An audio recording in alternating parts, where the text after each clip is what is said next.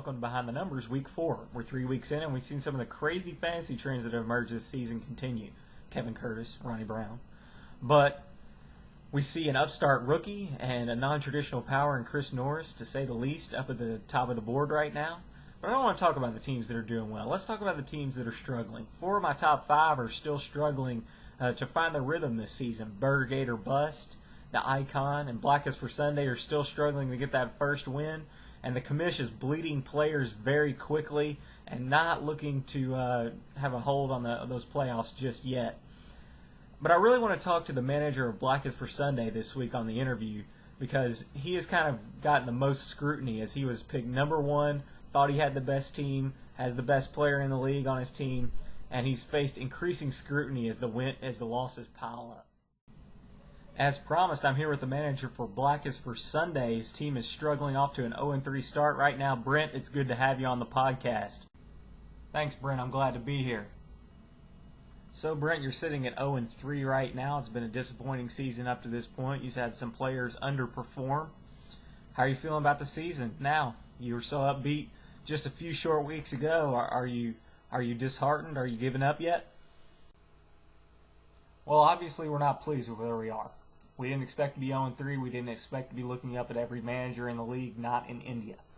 But it doesn't mean we've abandoned our goals for the season. It doesn't mean we've abandoned our game plan.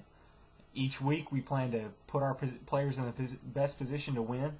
We're going to keep doing that. We've done that so far. We scored 110 last week. We didn't get the W, but the W's are just around the corner, and we're going to keep fighting. It's a week-by-week process. It's going to be an uphill battle, but we're ready to take it on. There's been some rumors that you're panicking, that you're giving up on players already, that you've made more moves than the rest of the managers. Would you like to comment on any of these rumors, and do you feel like you've gone into full-out panic mode yet?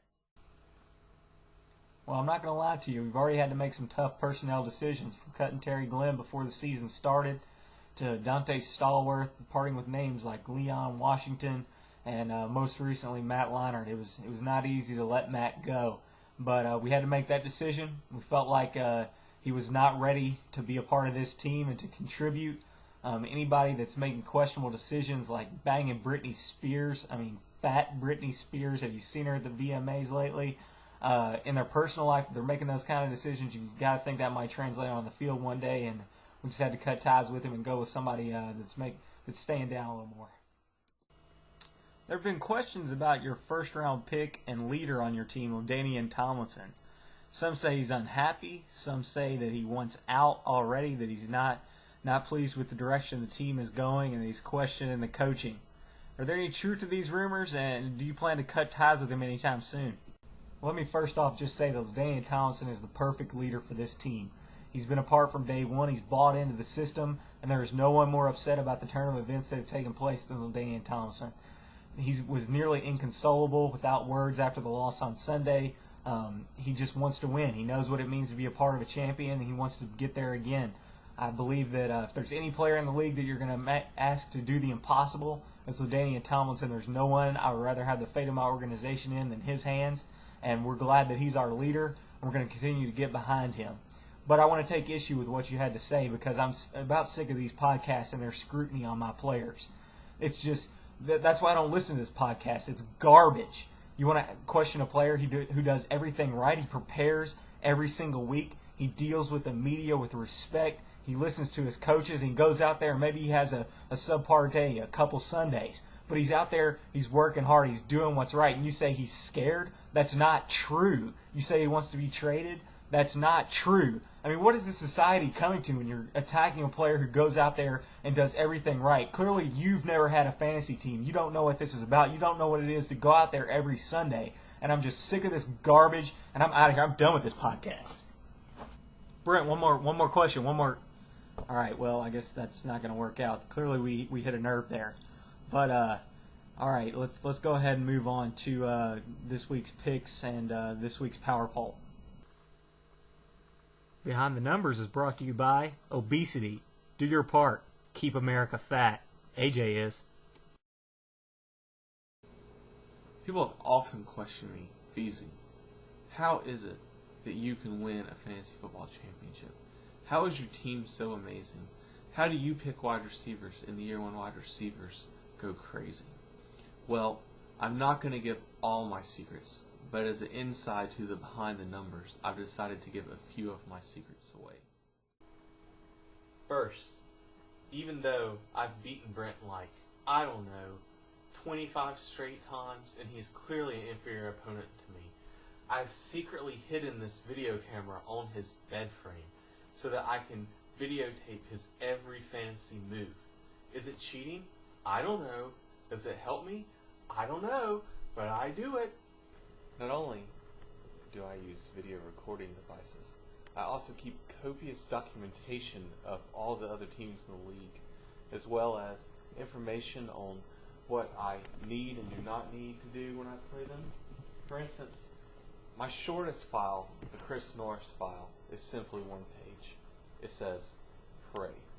Now, some may say, am I scared of Chris Norris? No, that's not the case. I just know he's not praying, so if I pray, I clearly have a heads up that week.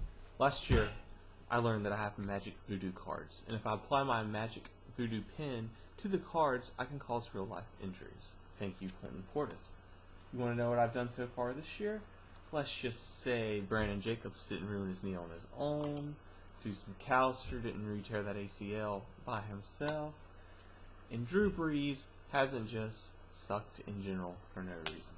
My next targets, good old Rudy Johnson, maybe some broken ribs, and his buddy Carson Palmer doesn't need a throwing elbow. It's John Veazey saying, good luck in fantasy, and you can only hope to emulate my preparedness for fantasy football. If Beezy's going to let you get inside his head and get into his locker room, then I'm going to have to let you get into mine. Here I have a clip from my motivational speech for this week, for this Sunday's games, where we plan to get our first win. I've got no place in my heart for a criminal like you to dwell in. This endeavor make this last forever. I'm just delirious. It can't be serious. You're going from us for leaving me a mess. Take off your makeup and put down the camera. Choke on the trauma that makes me want to tear up the pictures, the pages you saved. Creating a life of trends and make-believe.